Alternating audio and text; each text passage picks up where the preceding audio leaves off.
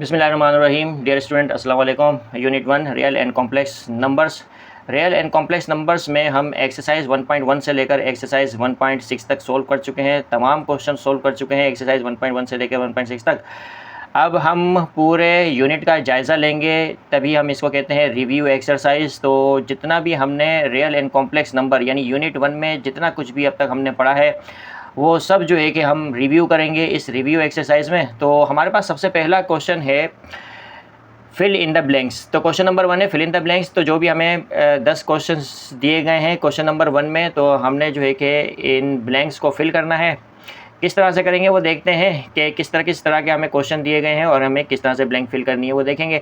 तो हमारे पास नंबर 1 है multiplicative inverse of √5 is.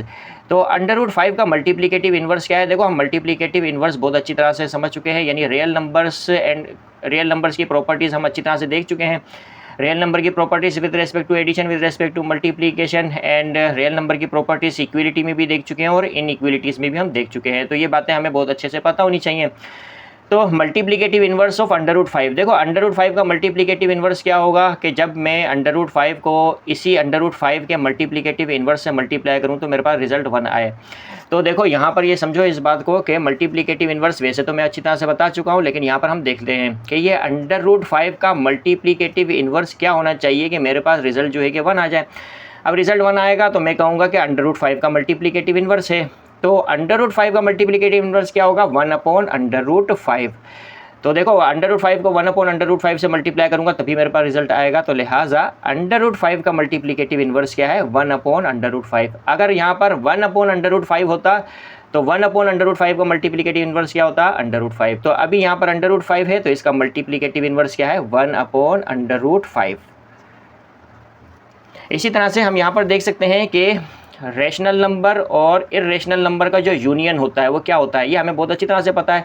Rational और इर्रेशनल नंबर का जो यूनियन होता है, यानी तमाम रैशनल नंबर और तमाम इर्रेशनल नंबर क्या कहलाते हैं? रियल नंबर कहलाते हैं, सेट ऑफ रियल नंबर। तो सेट ऑफ रियल नंबर के लिए हम R लिख देते हैं। अब नंबर 3 में हमारे पास the additive identity in real number is. तो रियल नंबर में एडिटिव आइडेंटिटी क्या होती है? देखो, एडिटिव आइडेंटिटी क्या होती है? 0 होती है। यहाँ पर अगर देखो मैं समझाऊँ आपको कि ए हमारे पास कोई भी रियल नंबर है, ये हम समझ चुके हैं कि एडिटिव आइडेंटिटी क्या होती है। तो मैं कहता हूँ ए एक रियल नंबर है। अभी ए में मैं क्या ऐड करूँ कि मेरे पास रिज़ल्ट ए आ जाए? तो मैं कहूँगा कि मैं 0 ऐड करूँगा तभी मेरे पास रिज़ल्ट ए आएगा, या 0 में मैं जो है कि वो क्या ऐड करूँ कि मेरे पास रिज़ल्ट ए आ जाए? तो मैं कहूँगा कि ए जो है कि वो ऐड करूँगा तभी मेरे पास रिज़ल्ट ए आएगा। तो ये जो 0 है हमारे पास, इसको क्या बोलते हैं हम? Additive identity. तो यहाँ पर क्या लिखूँगा मैं? 0 इज़ एडिटिव आइडेंटिटी है। अच्छा, अब यहाँ पर हम देखते हैं नंबर 4 में 5 + 6 + 7 = 5 + 6 प्लस क्या होना चाहिए? यहाँ पे इस ब्लैंक में क्या हमें फिल करना है? देखो यहाँ पर हमें क्लियरली नज़र आ रहा है, क्योंकि हमने जो है कि रियल नंबर की प्रॉपर्टीज़ जो है कि वो एडिशन और मल्टीप्लिकेशन दोनों में देखी है। तो ये जो रियल नंबर की प्रॉपर्टी है, कौन सी रियल नंबर की प्रॉपर्टी है? ये है associative property with respect to addition. यानी रियल नंबर की ये वो प्रॉपर्टी है जो एसोसिएटिव प्रॉपर्टी है विद रिस्पेक्ट टू एडिशन। अब देखो 5 + 6 + 7 किसके इक्वल होगा? 5 + 6। पहले 5 में 6 हमने ऐड कर दिया, देन 7 जो है कि वो ऐड करेंगे, तो यहाँ पर क्या आएगा? हमारे पास 7 आएगा। इसी तरह से 3 + -3 = क्या होगा? अब देखो ये जो 3 है इसका जो एक एडिटिव इन्वर्स क्या है हमारे पास? -3 है। और -3 का एडिटिव इन्वर्स क्या है? +3। ये भी हम जो है कि अच्छी तरह से पढ़ चुके हैं। जब किसी भी रियल नंबर का जो है कि सम उसी रियल नंबर के एडिटिव इन्वर्स से किया जाए तो हमेशा हमारे पास रिज़ल्ट क्या आएगा? 0 आएगा। ये याद रखना। अच्छा, अब यहाँ पर हमने गौर से देखना है कि यहाँ पर हमारे पास क्या है? पाई इज़ एन डैश नंबर। तो पाई किस तरह का नंबर होता है? तो हमें बहुत अच्छी तरह से पता है कि पाई जो है कि एक इर्रेशनल नंबर होता है। पाई जो है कि वो क्या है? एक इर्रेशनल नंबर है। पाई एक इर्रेशनल नंबर है। अच्छा, अब यहाँ पर हम 7 में देखते हैं कि 22/7 इज़ अ डैश नंबर। अब देखो यहाँ पर बहुत सारे लोग गलती कर जाते हैं और गलती कर बैठते हैं कि 22/7 को पाई के इक्वल कंसीडर करते हैं। देखो 22/7 जो है कि ये फ्रैक्शन में लिखा हुआ है। 22/7 क्या है? फ्रैक्शन में, यानी ये लिखा हुआ है P/Q वाली फॉर्म में। और देखो यहाँ पर हम देखते हैं कि ये फ्रैक्शन में लिखा हुआ है और ये जो 22 है ये भी इंटीजर है और 7 भी एक इंटीजर है। तो हमने बहुत अच्छी तरह से पढ़ा हुआ है रैशनल नंबर। तो रेशनल नंबर किस तरह के नंबर होते हैं? रेशनल नंबर ऐसे नंबर होते हैं जिन्हें हम P/Q की फॉर्म में लिख सकते हैं, वेयर ये जो P और Q है, P और Q जो है वो क्या होने चाहिए? इंटीजर्स होने चाहिए। क्या होने चाहिए? इंटीजर्स। देखो अब ये देखो 22 क्या है? P, 7 क्या है? Q है, और ये दोनों क्या है? इंटीजर है। तो लिहाजा जो है कि ऐसे नंबर जो फ्रैक्शन में लिखे जा सकते हो, यानी P/Q की फॉर्म में लिखे जा सकते हो, और P और Q दोनों इंटीजर होते हैं, और Q जो है कि वो 0 के इक्वल नहीं होना चाहिए। अब देखो 7 तो 0 के इक्वल नहीं होता, तो लिहाजा जो है कि हमें इसे डेसिमल फ्रैक्शन में कन्वर्ट करने की ज़रूरत नहीं है, क्योंकि हम बहुत अच्छी तरह से रेशनल नंबर की डेफिनेशन जो है कि वो देख चुके हैं, समझ चुके हैं कि किस तरह के नंबर्स रेशनल नंबर्स होते हैं। हर वो नंबर जिन्हें आप P/Q की फॉर्म में लिख सकते हैं, और P और Q क्या होने चाहिए? इंटीजर्स होने चाहिए, और Q 0 के इक्वल नहीं होना चाहिए। अब देखो 22/7 जो है कि P/Q वाली फॉर्म में लिखा हुआ है, और जो है 22 भी एक इंटीजर है, 7 भी एक इंटीजर है, तो लिहाजा 22/7 जो है कि वो क्या है? एक रेशनल नंबर है। अब यहाँ पर ये जो 22/7 है, इसको हम जो है कि पाई के इक्वल करते हैं। देखो ये जो वैल्यू है 22/7 जो है, उसकी वैल्यू पाई के इक्वल नहीं है, ये याद रखना है, पाई के इक्वल नहीं है। तो फिर हम जो है कि सम टाइम जो है कि पाई की जगह 22 यानी पाई की वैल्यू की जगह, अब पाई की वैल्यू तो हमें बहुत अच्छी तरह से पता है कि पाई की वैल्यू 3.142 वगैरह वगैरह इस तरह से है, जो नॉन टर्मिनेटिंग है और नॉन रिकरिंग है, तभी जो है कि पाई जो है एक इरेशनल नंबर है। अब देखो 22/7 पाई के इक्वल नहीं है, बल्कि पाई की वैल्यू के करीब करीब की वैल्यू होती है 22/7, यानी अप्रोक्सीमेट इक्वल टू पाई होता है 22/7। ये वैल्यू पाई की इक्वल नहीं होती है, लेकिन समटाइम जो है कि पाई की इस वैल्यू की बजाय हम ये वाली वैल्यू जो है कि वो इस्तेमाल कर लेते हैं। अब चूँकि देखो ये पाई की करीब करीब की वैल्यू है, पाई की वैल्यू के इक्वल नहीं है, ये याद रखना यहाँ पर। अब ये वाली वैल्यू हम क्यों ले लेते हैं? इस वजह से भी ले लेते हैं कि यहाँ पर हम जानते हैं बहुत अच्छी तरह से, देखो अगर आपने सर्कल पढ़ा होगा बेटा, सर्कल में हम देखते हैं कि सर्कल का जो सर्कमफेरेंस होता है वो किसके इक्वल होता है? 2πr के इक्वल होता है। अब यहाँ पे 2 भी एक कांस्टेंट है, पाई भी एक कांस्टेंट है, और r जो है कि यहाँ पर रेडियस ऑफ अ सर्कल कहलाता है। अब इसकी वैल्यू फ़र्ज़ करो हमें ऐसी गिवन है, यानी r की एक ऐसी वैल्यू गिवन है जो 7 का मल्टीपल है। इस 7 का अगर मल्टीपल हो, जैसे मिसाल के तौर पे r की वैल्यू क्या है? 14 है, r की वैल्यू 14 है, तो अब हम यहाँ पर 2 × पाई, अब पाई की जगह हम ये वाली वैल्यू लिख लेते हैं। अगर हमें पाई की वैल्यू ये नहीं कहा जाता कि ये वाली वैल्यू रखो, तो फिर हम ये वाली वैल्यू रख लेते हैं। अगर हमसे कहा जाता है कि 2πr में पाई की आपको ये वाली वैल्यू रखनी है, तो फिर तो आपको यही वैल्यू रखनी है। लेकिन अगर नहीं कहा जाता तो हम जो है कि ये वाली वैल्यू रख कर जो है कि क्वेश्चन को बहुत आसानी से सॉल्व कर लेते हैं। लेकिन उस सूरत में जब r की वैल्यू हमें ऐसी गिवन हो जो 7 का मल्टीपल हो। अब देखो r जो है 14 है, 14 7 का क्या होता है? मल्टीपल।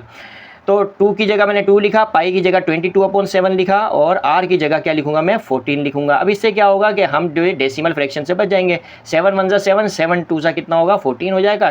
2 2 ज़ा 4, 2 2 ज़ा 4, 44 हो जाएगा। 44 को 2 से ऐड करेंगे तो हमारे पास कितना होगा? 88 हो जाएगा। तो इस वजह से जो है कि हम 22/7 की मतलब 22/7 जो है कि वो यूज़ करते हैं, यानी ये वाली वैल्यू जो है हम इस्तेमाल करते हैं पाई की वैल्यू की बजाय। तो ये याद रखना कि ये 22/7 की वैल्यू पाई की वैल्यू के इक्वल नहीं होती, बल्कि करीब करीब की वैल्यू होती है, तो हम जो है कि इसको भी इस्तेमाल कर लेते हैं। तो यहाँ पर ये याद रखना कि 22/7 जो है कि वो क्या है? एक रेशनल नंबर है। क्या है? एक रेशनल नंबर है। तो ये बात आपने क्या है? जहन में रखनी है। इसी तरह से आपको क्या कहा गया? The conjugate of -3 + 5 iota is. अब हम बहुत अच्छी तरह से जानते हैं कि ये हमारे पास a + आयोटा b वाली फॉर्म में है, और इसका कॉन्जुगेट क्या होगा? अब कॉन्जुगेट में जो हमारे पास इमेजिनरी पार्ट होता है उसकी साइन चेंज कर देते हैं हम। अब देखो ये -3 जो है कि ये क्या है? रियल पार्ट है, और ये +5 ये क्या है? हमारे पास इमेजिनरी पार्ट है। अब इमेजिनरी पार्ट की साइन क्या कर देंगे? हम चेंज कर देंगे। तो यहाँ पर जो है कि हम क्या करेंगे? -3, अब +5 आयोटा है तो -5 आयोटा लिखेंगे। याद रखना रियल पार्ट की साइन चेंज नहीं होती, जो साइन चेंज होती है वो होती है इमेजिनरी पार्ट की। रियल पार्ट क्या होते हैं? इमेजिनरी पार्ट क्या होते हैं किसी भी कॉम्प्लेक्स नंबर के? ये हम अच्छी तरह से जो है कि वो पढ़ चुके हैं और समझ चुके हैं। इसी तरह से हमारे पास क्वेश्चन नंबर यहाँ पर 9 है, यानी क्वेश्चन नंबर 1 का पार्ट 9 है। In 2 iota × 3 - iota then the real part is. अब देखो जब भी हमें रियल पार्ट और इमेजिनरी पार्ट किसी भी कॉम्प्लेक्स नंबर का मालूम करना हो, तो इसके लिए ज़रूरी है कि पहले वो हमारे पास ए प्लस आयोटा बी की फॉर्म में होना चाहिए। अब ये जो हमारे पास है ये ए प्लस आयोटा बी की फॉर्म में नहीं है, तो लिहाजा अब जहाँ पर हम देख सकते हैं कि 2 आयोटा इंटू 3 माइनस आयोटा।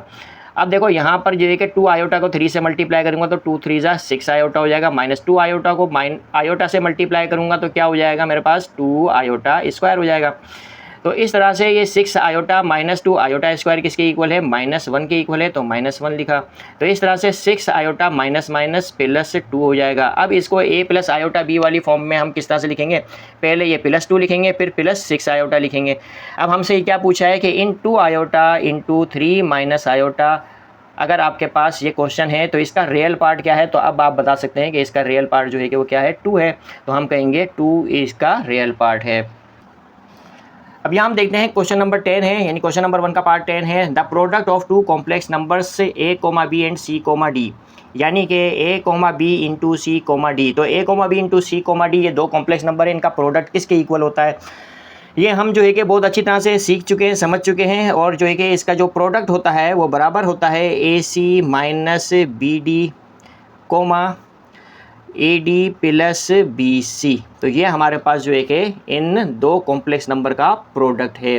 ठीक है, ये हम निकालना बहुत अच्छी तरह से सीख चुके हैं कि किस तरह से 2 कॉम्प्लेक्स नंबर का प्रोडक्ट निकाला जाता है। और ये फार्मूला भी है हमारे पास, जब हमारे पास 2 कॉम्प्लेक्स नंबर इस ऑर्डर पेयर फॉर्म में हो और उनका हमने प्रोडक्ट निकालना हो तो हम इस फार्मूले के ज़रिए प्रोडक्ट निकालते हैं, ये भी हमें बहुत अच्छी तरह से पता है। तो इस तरह से क्वेश्चन नंबर 1 के 10 पार्ट्स थे और 10 के 10 पार्ट्स हमने जो है कि वो सॉल्व कर लिए।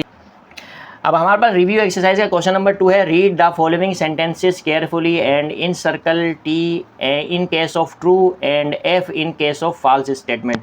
अगर ट्रू स्टेटमेंट है तो ट्रू को जो है कि इन सर्कल करेंगे यानी दायरा लगाएंगे, अगर फॉल्स है तो फॉल्स पर हम दायरा लगाएंगे। तो सबसे पहले तो हम यहाँ पर देखते हैं कि हमारे पास क्वेश्चन नंबर 2 का पार्ट 1 क्या है, रियल नंबर, यानी कि real number is closed under multiplication. तो यहाँ पर हमें ये कहा गया है कि closure property with respect to multiplication, यानी अगर हमारे पास कोई भी 2 रियल नंबर हो, जब भी उन दोनों रियल नंबर्स को हम मल्टीप्लाई करेंगे तो अगेन हमारे पास जो आंसर आएगा वो एक रियल नंबर आएगा।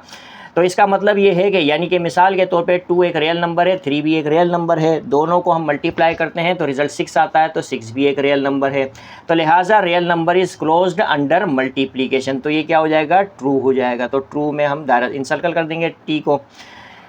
अब यहाँ पर हमारे पास 2 है, if x less than y, अगर x से छोटा है y से, एंड इस साइन को हम क्या बोलते हैं, एंड।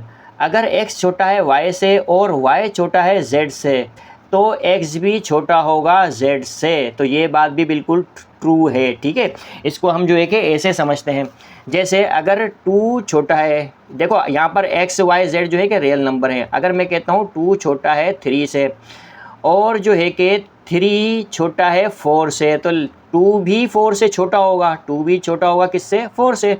तो ये रियल नंबर की प्रॉपर्टी है इन इक्वलिटीज़ में, तो और ये भी क्या है, ट्रू है। इसी तरह से हम यहाँ पे देखते हैं for all x y z real number हैं, अगर x y z ये तीनों क्या है, रियल नंबर है, तो x into y minus z is equal to x into y minus x into z. तो यहाँ पर ये देखो कौन सी प्रॉपर्टी है, इस प्रॉपर्टी को हम distributive property of multiplication over addition कहते हैं। तो ये जो प्रॉपर्टी है कौन सी प्रॉपर्टी है, distributive property of multiplication over addition. तो ये रियल नंबर की एक प्रॉपर्टी कहलाती है। ठीक है, तो ये भी क्या है, हमारे पास ट्रू है। इसी तरह से अच्छा मल्टीप्लिकेशन ओवर सब्ट्रैक्शन है ये, यहाँ पे अगर प्लस की साइन होती तो ये जो है कि वो एडिशन हो जाती, लेकिन यहाँ पर क्या है, माइनस की साइन है, तो लिहाजा जो है ये कौन सी प्रॉपर्टी है, distributive property of multiplication over subtraction. तो ये भी ट्रू है। The product of every 2 imaginary number is real, 2 imaginary number का अगर हम प्रोडक्ट निकालते हैं तो रिजल्ट हमारे पास जो आता है वो क्या आता है, एक रियल आता है। तो देखो यहाँ पर अगर मैं एग्जाम्पल के तौर पे 2 इमेजिनरी नंबर ले लेता हूँ, फ़र्ज़ करो कि 2 आयोटा एक इमेजिनरी नंबर है, इसी तरह से 3 आयोटा भी जो है कि एक इमेजिनरी नंबर है। 2 इमेजिनरी नंबर, आप कोई भी 2 इमेजिनरी नंबर ले लें और उन दोनों इमेजिनरी नंबर का प्रोडक्ट निकालो, हमेशा आपको रियल जो है कि वैल्यू मिलेगी, यानी 2 3 सा क्या होगा 6 और आयोटा को आयोटा से मल्टीप्लाई करेंगे तो आयोटा स्क्वायर।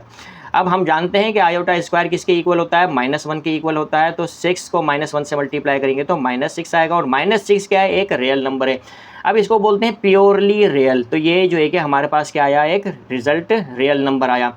तो कोई भी दो इमेजिनरी नंबर लो आप और उन दोनों का प्रोडक्ट जो है कि हमेशा आपके पास क्या आएगा, एक रियल नंबर आएगा। तो लिहाजा ये भी जो है कि वो क्या है, ट्रू है। The sum of two real number is a real number. दो रियल नंबर का जो सम होता है वो क्या होता है, रियल होता है। ठीक है, तो ये भी जो है कि हमने जहन में रखना है कि किसी भी दो रियल नंबर का सम जो है वो क्या होता है, रियल आता है। यानी ये जो है कि रियल नंबर की जो प्रॉपर्टी है, क्लोजर प्रॉपर्टी है, closure property with respect to addition. यानी कि अगर हमारे पास दो रियल नंबर हैं, ए और बी दो रियल नंबर हैं, इन दोनों रियल नंबर का जो सम आएगा वो भी क्या आएगा, रियल नंबर ही आएगा। एग्जाम्पल के तौर पे हम यहाँ पे देख सकते हैं 2 और 3 जो है कि वो क्या है, रियल नंबर्स हैं। अब 2 में 3 में ऐड करूँ तो मेरे पास क्या आएगा, 6 आएगा, और 6 भी क्या है, एक 5 आएगा, सॉरी 2 में 3 ऐड करूँ तो क्या आएगा, 5 आएगा, और 5 भी क्या है, एक रियल नंबर है। ठीक है, तो यहाँ पर ये भाई जो है कि क्या हो गया, वो ट्रू हो गया। तो इस तरह से पाँचों के पाँचों क्वेश्चन जो है कि वो ट्रू हैं। रिव्यू एक्सरसाइज के क्वेश्चन नंबर 3 है टिक द करेक्ट आंसर। जो करेक्ट आंसर होगा उस पर आपने टिक करना है। यहाँ पर हमें ऑप्शन दिए गए हैं हर क्वेश्चन के, तो जो करेक्ट ऑप्शन होगा उस पर हम जो है कि राइट टिक कर देंगे। तो यहाँ पर हमारे पास जो है क्वेश्चन नंबर 3 का पार्ट 1 है the additive inverse of √5 is. तो देखो एडिटिव इनवर्स क्या होता है, किसी भी रियल नंबर का एडिटिव इनवर्स क्या होता है, जब उस नंबर के एडिटिव इनवर्स में, उसी नंबर के एडिटिव इनवर्स में जब वो नंबर ऐड किया जाए तो रिज़ल्ट क्या है, 0 आए। देखो क्या करना है, मैं √5 में क्या ऐड करूं कि मेरे पास रिज़ल्ट जो है कि वो क्या है, 0 आए। तो मैं कहूँगा कि वो √5 का एडिटिव इनवर्स होगा। तो √5 का एडिटिव इनवर्स क्या होना चाहिए कि जब मैं √5 उसमें ऐड करूँ तो मेरे पास रिज़ल्ट 0 आए। तो मैं कहूँगा कि -√5। तो देखो -√5 जब मैं √5 में ऐड करूँगा तो मेरे पास रिज़ल्ट 0 आएगा। तो लिहाजा √5 का एडिटिव इनवर्स क्या है, -√5 है। तो ये हमारे पास जो है कि करेक्ट ऑप्शन है। इसी तरह से 2 है हमारे पास 5 आयोटा इंटू -2 आयोटा। अब देखो 5 आयोटा इंटू -2 आयोटा, ठीक है, किसके इक्वल होगा हम देखते हैं। अब 5 2 जा कितना होता है, 10 होता है, प्लस माइनस माइनस होगा, आयोटा को आयोटा से मल्टीप्लाई करेंगे तो क्या आएगा, आयोटा स्क्वायर। अब -10 आयोटा स्क्वायर किसके इक्वल होता है, -1 के इक्वल होता है। माइनस माइनस क्या होगा, प्लस होगा, और 10 1 जा 10 होगा। तो इसका जो राइट ऑप्शन होगा वो क्या होगा, 10 होगा, यानी ऑप्शन बी। इसी तरह से हम देखते हैं कि यहाँ पर 3 × 5 + 7 is equal to 3 × 5 + 3 × 7। Name the property used. अब ये कौन सी प्रॉपर्टी है, अब देखो ये जो प्रॉपर्टी है वो है distributive property of multiplication over addition. तो ये हमें पता होनी चाहिए क्योंकि ये प्रॉपर्टी हम बहुत अच्छी तरह से पढ़ चुके हैं। तो ये है distributive property of multiplication over addition. अब जो है हमारे पास क्वेश्चन नंबर 3 का 4 है √-2 इंटू √-2। अब यहाँ पर भी गलती के चांसेस बहुत ज़्यादा हो सकते हैं क्योंकि यहाँ पे ऑप्शन जो है कि आपको इस तरह के मिले हैं कि यहाँ पर गलती की जा सकती है अगर जो है कि प्रॉपर नॉलेज नहीं हो तो। अब देखो यहाँ पर अगर आपने √-2 इंटू √-2 को आपने ऐसे कर दिया -2 इंटू -2, और फिर जो है कि माइनस माइनस प्लस हो जाएगा, 2 2 जा 4 कर दोगे और ये 2 बाहर आ जाएगा, यानी √4 का जो है कि वो क्या होगा, हमारे पास 2 होगा, और ये आपने ऑप्शन 2 लगा दिया तो ये क्या हो जाएगा, रॉन्ग हो जाएगा, गलत हो जाएगा। इस तरह से हमने नहीं करना। देखो रेडिकल साइन के अंदर हमारे पास क्या होना चाहिए, रियल नंबर होना चाहिए, लेकिन यहाँ पर ये क्या है, -2 है और ये भी -2 है। तो इसका मतलब है कि ये जो है हमारे पास क्या है, एक इमेजिनरी नंबर है, ये भी क्या है हमारे पास एक इमेजिनरी नंबर है। चलो इसको इस तरह से समझते हैं, -√2 इंटू -√2, इसको किस तरह से सोल्व कर सकते हैं हम, इसका रिजल्ट क्या आएगा। देखो -√2 को हम ऐसे लिख सकते हैं 2 इंटू -1 बिल्कुल लिख सकते हैं, इंटू इस -2 को भी हम इस तरह से लिख सकते हैं 2 इंटू -1। अब जो है कि इसको हम इस तरह से 2 इंटू √-1 इंटू इसको भी हम इस तरह से लिख सकते हैं √2 इंटू √-1। अब यहाँ पर देख सकते हो ये √2 है और हमें बहुत अच्छी तरह से पता है कि √-1 किसके इक्वल होता है, आयोटा के। √2 इंटू √-1 किसके इक्वल होता है, आयोटा के इक्वल होता है। अब देखो यहाँ पे √2 को √2 से मल्टीप्लाई करो तो 2 इंटू 2 इंटू आयोटा को आयोटा से मल्टीप्लाई करेंगे तो क्या आएगा, आयोटा स्क्वायर आएगा। अब ये क्या है, 2 बाहर आ जाएगा, इंटू अब आयोटा स्क्वायर किसके इक्वल होता है, -1 के इक्वल होता है। 2 1 जा 2 हो जाएगा, प्लस माइनस -2 हो जाएगा। तो इसका जो करेक्ट आंसर है वो क्या है, -2 है, ये याद रखना है आपने, ठीक है। तो ये -2 इज़ द राइट आंसर। अब हमारे पास रिव्यू एक्सरसाइज का क्वेश्चन नंबर 4 है सिंप्लीफाई। तो ये सिंप्लीफाई यानी इस क्वेश्चन नंबर 4 में 2 पार्ट्स हैं, तो इन दोनों पार्ट्स को हम सोल्व करेंगे। अब देखो यहाँ पर हमारे पास पार्ट 1 है 2 पावर 3 पावर 2 है, ठीक है, यानी पावर के ऊपर भी पावर है, डिवाइडेड बाय 2 पावर 3 है। तो सॉल्यूशन लिखेंगे, किस तरह से इस क्वेश्चन को सोल्व किया जाएगा वो देखते हैं। अब देखो ये क्या है लिखा हुआ 2 पावर 3 पावर 2, तो क्या मैं इसको ऐसे लिख सकता हूँ 2 power 3 power 2 divided by 2 power 3, इस तरह से भी लिखा जा सकता है। अब देखो 2 लिखा हमने, अब ये 3 जो पावर 3 है इसके ऊपर भी पावर क्या है 2 है, तो फिर ये 3 जो होगा वो क्या होगा, बेस होगा, और ये क्या हो जाएगी, पावर हो जाएगी। तो ये 2 तो हमने लिखा। अब इस बेस को इतनी दफ़ा हम मल्टीप्लाई करेंगे, यानी कि 3 को 2 दफ़ा खुद अपने आप से मल्टीप्लाई करेंगे, यानी 3 × 3 हो जाएगा अपॉन, अब ये 2 लिखा हमने, और ये 2 के ऊपर पावर क्या है 3 है, इस 2 के ऊपर पावर क्या है 3 है। अब 2 को खुद 3 दफ़ा मल्टीप्लाई करेंगे अपने आप से, यानी 2 × 2 × 2 हो जाएगा, इक्वल टू 2 के ऊपर पावर क्या आएगी 3 3 ज़ा 9 हो जाएगा, और यहाँ पे क्या आएगा 2 2 ज़ा 4 4 2 ज़ा 8, यानी इस 2 के ऊपर पावर क्या होगी 8 होगी। अब यहाँ पर देखो गौर करो, हमने यहाँ पर लॉज ऑफ एक्सपोनेंट बहुत अच्छी तरह से पढ़े हैं, क्वोशंट लॉ को भी बहुत अच्छी तरह से पढ़ा है, प्रोडक्ट लॉ पावर लॉ भी हमने बहुत अच्छी तरह से पढ़ा हुआ है। अब यहाँ पे 2 पावर 9 है और 2 पावर 8 है। अब यहाँ पर ये जो 9 और ये जो 8 है ये पॉजिटिव इंटीजर होने चाहिए। अब बेस सेम है हमारे पास, अब ये दोनों देखो क्या है पॉजिटिव इंटीजर हैं, और ये जो 9 है ये ग्रेटर देन 8 है, 9 जो है वो बड़ा है किससे 8 से, तो लिहाजा जो है कि हम अब क्या करेंगे 2 9 माइनस 8 कर देंगे, 9 में से 8 को क्या कर देंगे माइनस कर देंगे, सिर्फ उस सूरत में जब बेस सेम हो। तो यहाँ पर हमने क्या किया क्वोशंट लॉ का इस्तेमाल किया। तो अब जो है यहाँ पर हमारे पास क्या आएगा 2 पावर, अब 9 माइनस 8 क्या होती है 1 पावर लिखने की ज़रूरत नहीं, यही हमारे पास क्या है वो आंसर है। इसी तरह से हम क्वेश्चन नंबर 4 का 2 देखते हैं, 3 power 2 power 3 divided by 3 power 2 solution लिखा, तो इसको भी हम इस तरह से लिख सकते हैं 3 power 2 power 3 divided by 3 power 3, और इस 3 के ऊपर पावर क्या है 2 है, इक्वल टू, अब ये 3 लिखा हमने, अब 2 के ऊपर पावर 3 का मतलब ये जो 2 है बेस है, अब इस बेस को जो है कि हम 3 दफ़ा खुद अपने आप से मल्टीप्लाई करेंगे, यानी 2 × 2 × 2 अपॉन, और ये 3 लिखा हमने, और ये 3 जो है वो क्या है बेस है इससे पावर 2 की, तो अब 3 को 2 दफ़ा खुद अपने आप से मल्टीप्लाई करेंगे, यानी 3 × 3 हो जाएगा। अब क्या होगा यहाँ पर 3 के ऊपर पावर क्या आएगी 2 2 ज़ा 4 4 2 ज़ा 8 हो जाएगा। इसी तरह से ये 3 लिखा हमने, बेस 3 लिखी, अब 3 3 ज़ा क्या है 9 है। अब देखो यहाँ पर जो है कि बेस सेम है, अब ऊपर की पावर बड़ी है नीचे की पावर से, तो 9 माइनस 2 कर दिया।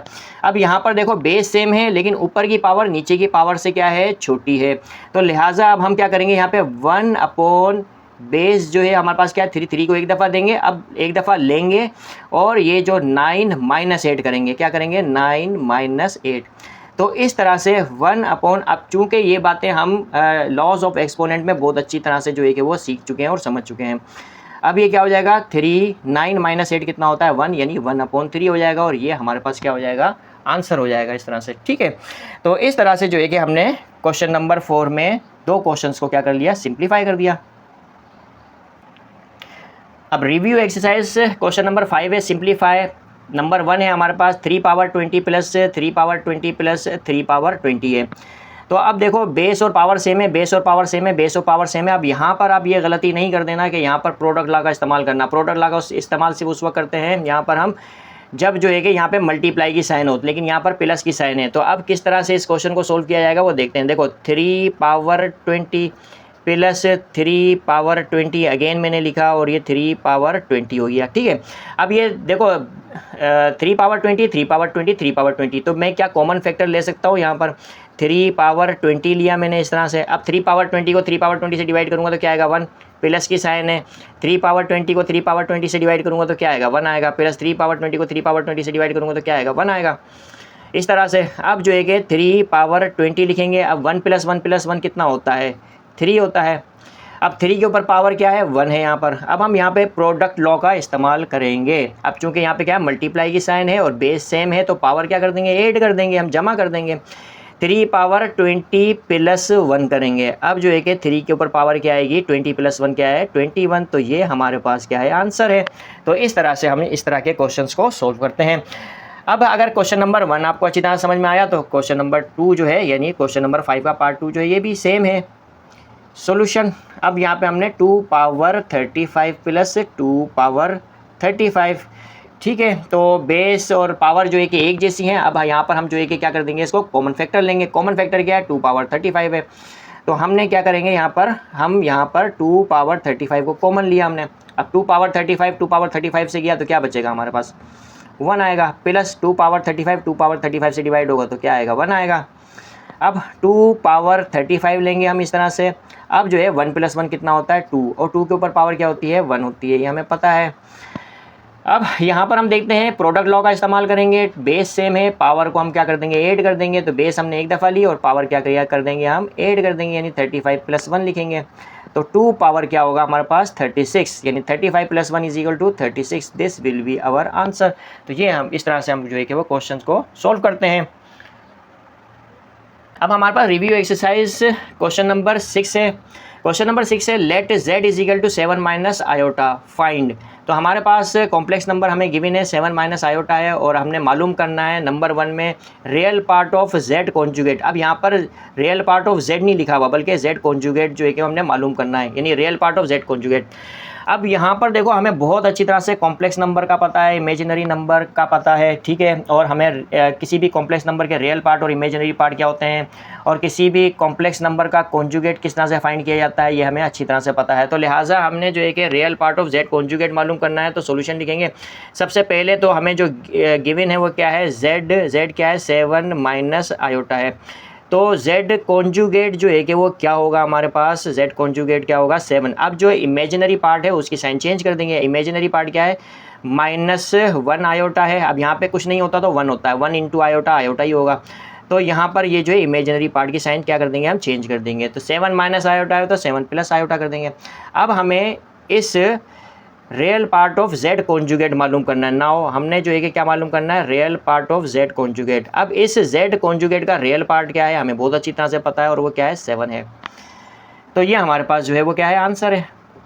सॉल्यूशन लिखेंगे। अब हमारे पास 2 है इमेजिनरी पार्ट ऑफ z। अब यहाँ पे z कॉन्जुगेट नहीं है, बल्कि इस z का इमेजिनरी पार्ट मालूम करना है। तो सबसे पहले तो हमारे पास कॉम्प्लेक्स नंबर क्या है, 7 माइनस आयोटा। अब इमेजिनरी पार्ट ऑफ z, यही हमने जो है कि वो मालूम करना है, और वो क्या है हमारे पास, देखो यहाँ पर जो है हम बहुत अच्छी तरह से देखते हैं, समझते हैं इस बात को कि ये यहाँ पे ये देख लो। अब देखो ये 7 माइनस आयोटा है, z जो है वो किसके इक्वल है, 7 माइनस आयोटा है। अब ये 7 माइनस आयोटा को मैं इस तरह से लिख सकता हूँ, 1 इंटू आयोटा भी लिखा जा सकता है। तो यहाँ पर जो है कि ये 7 जो है रियल पार्ट है, और -1 जो होगा वो क्या होगा हमारे पास, इमेजिनरी पार्ट होगा, ठीक है। तो याद रखना कि यहाँ पर z is equal to 7 minus iota है, तो इसका इमेजिनरी पार्ट यानी इस कॉम्प्लेक्स नंबर का जो इमेजिनरी पार्ट है वो क्या है, -1 है। तो यहाँ पे हम -1 लिखेंगे, और ये हमारे पास क्या होगा, आंसर होगा। इसी तरह से हम जो है कि क्वेश्चन नंबर 6 का पार्ट 3 है, z कॉन्जुगेट हमने मालूम करना है। तो सॉल्यूशन लिखा, z जो है हमें गिवन है, और वो क्या है, 7 माइनस आयोटा है। तो इसका जो कॉन्जुगेट होगा ये हम यहाँ पर भी देख चुके हैं, और वो क्या है, 7 प्लस आयोटा। तो ये हमारे पास आंसर है, और ये a प्लस आयोटा b वाली फॉर्म में भी है, तो लिहाजा ये हमारे पास आंसर है। अब देखो हमारे पास क्वेश्चन नंबर 6 का 4 है, z modulus of z conjugate. तो z कॉन्जुगेट की एब्सोल्यूट वैल्यू जो है कि वो हमने मालूम करनी है, और ये चीज़ अभी तक हमने नहीं सीखी है। हमने एक्सरसाइज 1.1 से लेकर 1.6 तक सोल्व किया, और कॉम्प्लेक्स नंबर का मॉड्यूलस यानी एब्सोल्यूट वैल्यू निकालना हमने नहीं सीखी तो कोई बात नहीं, बहुत आसान है। मैं आपको समझा देता हूँ किस तरह से निकालते हैं। देखो हमारे पास अगर कोई कॉम्प्लेक्स नंबर दिया गया है a प्लस आयोटा b, तो इसकी जो एब्सोल्यूट वैल्यू आएगी वो हमेशा क्या आएगी, पॉजिटिव आएगी, ठीक है। और वो क्या होगी, देखो अब हमने क्या करना है कि यहाँ पर जो मॉड्यूलस ऑफ यानी इस कॉम्प्लेक्स नंबर का जो एब्सोल्यूट वैल्यू है उसको हम इस तरह से लिखते हैं, या इसको हम ऐसे भी बोल सकते हैं मोड ऑफ z, यानी मोड ऑफ कॉम्प्लेक्स नंबर। और वो किसके इक्वल होता है, वो होता है a square plus b square के। ये फार्मूला आपको याद रखना है।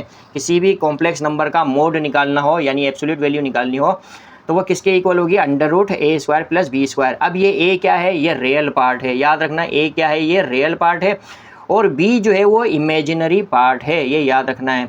और बीच में आएगी प्लस की साइन। तो ये आपने जहन में रखना है कि किसी भी कॉम्प्लेक्स नंबर का मॉड्यूलस निकालने का फार्मूला हमारे पास क्या है, अंडर रूट ए स्क्वायर प्लस बी स्क्वायर। तो ये बात आपने जहन में रखनी है। अब देखो यहाँ पर सबसे पहले तो जो है कि हम देखते हैं, हमें यहाँ पे यानी मोड ऑफ z नहीं मालूम करना, बल्कि मोड ऑफ z कॉन्जुगेट मालूम करना है। तो बिल्कुल सेम यही फार्मूला जो है कि वो हम अप्लाई करेंगे। किस तरह से वो देखते हैं, तो सबसे पहले तो हम देखते हैं यहाँ पर z जो हमें क्या मिला है, z मिला है हमें 7 माइनस आयोटा। तो सबसे पहले हम क्या करेंगे, z कॉन्जुगेट मालूम कर लेंगे। z कॉन्जुगेट क्या है वो हम क्वेश्चन नंबर 3 में भी मालूम कर चुके हैं और वो क्या है 7 प्लस आयोटा। अब देखो z कॉन्जुगेट का हमने क्या मालूम करना है, मॉड्यूलस मालूम करना है, यानी कि हमने एब्सोल्यूट वैल्यू मालूम करनी है। और जो है कि अब देखो यहाँ पर ये क्या है 7 प्लस आयोटा है, क्या लिखा हुआ है हमारे पास, z कॉन्जुगेट क्या है 7 प्लस आयोटा है। ठीक है, तो 7 प्लस आयोटा में को मैं ऐसे लिख सकता हूँ 7 प्लस 1 इंटू आयोटा भी लिख सकते हैं इसको हम। अब ये 7 क्या है हमारे पास a प्लस 1 क्या है हमारे पास b है और ये i क्या है हमारे पास आयोटा। तो a प्लस b आयोटा या आयोटा b वाली फॉर्म में है ये। तो यहाँ पर हम क्या करेंगे, ये वाला फार्मूला लगाएंगे, यानी कि a बराबर है 7 के, तो a की जगह हम 7 लिखेंगे और b की जगह हम क्या लिखेंगे 1 लिखेंगे। यानी यहाँ पर जो 1 है वो क्या है हमारे पास, ये b है। तो b की जगह हम क्या लिखेंगे, यहाँ पर 1 लिखेंगे। ठीक है, तो यहाँ पर हम देखते हैं कि ये होगा अंडर रूट, अब a की जगह हम क्या लिखेंगे 7 लिखेंगे और स्क्वायर लगा देंगे, प्लस देखो प्लस की साइन है, प्लस की साइन लिखेंगे और b की जगह हम क्या लिखेंगे 1 लिखेंगे, ये वाला 1 लिखेंगे हम और 1 का स्क्वायर कर देंगे इस तरह से। अब देखो ये मोड ऑफ z कॉन्जुगेट जो है हमारे पास क्या आता है वो देखते हैं। अब 7 का स्क्वायर होगा 49 प्लस और 1 का स्क्वायर जो है कि 1 होगा। तो इस तरह से जो है कि हमारे पास 49 प्लस 1 क्या होगा 50 होगा। अब 50 को हम इस तरह से भी लिख सकते हैं, 50 के फैक्टर क्या है 25 इंटू 2। ठीक है, जब भी स्क्वायर रूट के अंदर कोई भी हमारे पास वैल्यू आए तो हम कोशिश करते हैं कि उसका एक फैक्टर तो कम से कम ऐसा होना चाहिए जो परफेक्ट स्क्वायर हो। ठीक है, तो लिहाजा जो है कि हमारे पास अब 25 का जो स्क्वायर रूट होता है वो क्या होगा 5 होगा और ये 2 जो है कि वो क्या है अंदर ही रह जाएगा इस तरह से। तो लिहाजा 5 अंडर रूट 2 जो है वो क्या होगा आंसर होगा। इसी तरह से हमारे पास 5 है z इन्वर्स, इसको पढ़ेंगे z इन्वर्स यानी कि कॉम्प्लेक्स नंबर का इन्वर्स। तो अब हम इसका सोल्यूशन करते हैं। सोल्यूशन लिखने के बाद हमें z क्या गिवन है 7 माइनस आयोटा गिवन है। तो ये जो z इन्वर्स है इसको हम 1/z भी लिख सकते हैं। अब देखो यहाँ पे हमने 1 लिखा अपॉन, अब z जो है हमारे पास क्या है 7 माइनस आयोटा है, 7 माइनस आयोटा लिखा। अब ये जो है हमारे पास कॉम्प्लेक्स नंबर है, इस कॉम्प्लेक्स नंबर यानी 7 माइनस आयोटा के कॉन्जुगेट से हम मल्टीप्लाई और डिवाइड करवा देंगे, यानी कि 7 plus iota upon 7 plus iota लिखेंगे इक्वल टू, अब 7 प्लस आयोटा को 1 से मल्टीप्लाई करेंगे तो 7 प्लस आयोटा होगा। और यहाँ पर हम देख सकते हैं कि a plus b into a minus b वाला फार्मूला यहाँ पर यूज़ होगा, हम बहुत दफ़ा इस्तेमाल कर चुके हैं।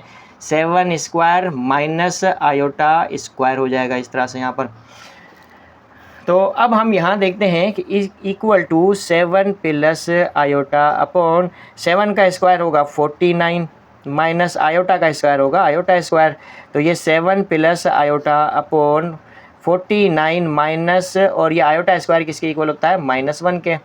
तो लिहाजा जो है कि हमारे पास 7 plus iota upon 49 minus minus plus 1 होगा equal to 7 plus iota upon 49 plus 1 जो है 50 होता है, 50 लिखेंगे। अब जो है यहाँ पे हम देख सकते हैं 7 प्लस आयोटा अपॉन 50 है। अब क्या ये a प्लस आयोटा b वाली फॉर्म में है, हम कहेंगे नहीं a प्लस आयोटा b वाली फॉर्म में तो नहीं है। तो लिहाजा जो है कि हम इसे a प्लस आयोटा b की वाली फॉर्म में लिखेंगे। किस तरह से, अब 7 प्लस आयोटा को हम 50 से डिवाइड किस तरह से करेंगे, देखो 7 अपॉन 50 हो जाएगा ये, plus iota upon 50, iota upon 50 को 1 अपॉन 50 आयोटा भी लिख सकते हैं और ये हमारे पास क्या होगा वो आंसर होगा। इस तरह से जो है कि हम सोल्व करते हैं क्वेश्चंस को। अब हमारे पास क्वेश्चन नंबर 6 का पार्ट 6 है मॉड्यूलस ऑफ z का इन्वर्स। तो मोड z का इन्वर्स जो है कि ये हमने मालूम करना है। किस तरह से मालूम करेंगे, हमने सोल्यूशन लिखा, हमें पता है कि z यानी कॉम्प्लेक्स नंबर किसके इक्वल है 7 माइनस आयोटा के बराबर है। तो हम जो है कि सबसे पहले तो या तो हम जो है इसको इस तरह से लिख लेते हैं मोड ऑफ z इनवर्स को हम इस तरह से लिख सकते हैं 1 मोड ऑफ z, इस तरह से लिख सकते हैं। तो अब जो है कि हम इसको इस तरह से लिखेंगे। अब मोड ऑफ z हमने पहले भी निकाला यहाँ पर और निकाल सकते हैं दोबारा से। तो अब जो है कि हमारे पास हमें पता है कि ये होगा 7 स्क्वायर प्लस और यहाँ पे क्या होता है -1, यानी इमेजिनरी पार्ट क्या है हमारे पास -1 है और -1 का स्क्वायर, इस तरह से लिखेंगे और ये आएगा अंडर रूट के अंदर इस तरह से, ठीक है। तो अब ये हमें अच्छी तरह से पता होगा क्योंकि मैंने आपको अभी बताया यहाँ पर। और ये अंडर रूट 7 का स्क्वायर होगा 49 और प्लस लिखेंगे -1 का स्क्वायर +1 होगा, +1 लिखेंगे इस तरह से 1/49 + 1 जो होगा वो क्या होगा 50 होगा।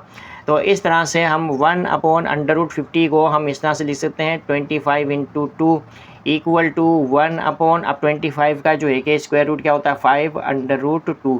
तो ये हमारे पास जो है कि वो क्या है आंसर है। तो इस तरह से हमने जो है कि मोड ऑफ z का इन्वर्स मालूम कर लिया। तो इस तरह से हम क्वेश्चंस को जो है कि वो सॉल्व करते हैं।